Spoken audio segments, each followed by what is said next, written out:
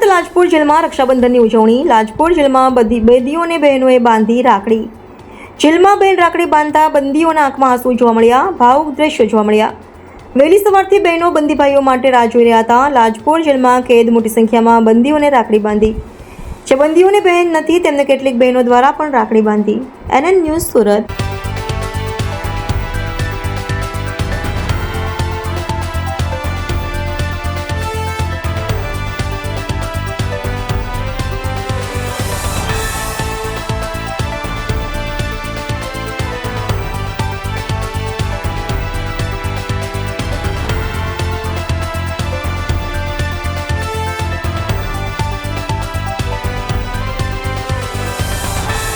જી સાહેબ, આજે કયા પ્રકારની વ્યવસ્થા સજ્જમાં કરવામાં આવી છે? આજ રોજ રક્ષાબંધનના દિવસે તમામ કેદી ભાઈઓ અને પોતાની બહેનોને રૂબરૂમાં રક્ષા બાંધી શકે તે બાબતે તમામ પ્રકારની વ્યવસ્થા કરવામાં આવી છે.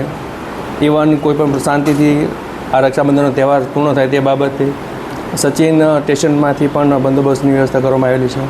એ ઉપરાંત બહેનોને અહીંયા તમામ પ્રકારની વ્યવસ્થા મળી રહી છે, જેમ કે પાણીની વ્યવસ્થા, બેસવાની વ્યવસ્થા, તેમજ તેના દરેક ભાઈઓને શાંતિપૂર્ણ મળી શકે તે રીતની વ્યવસ્થા કરવામાં આવેલી છે.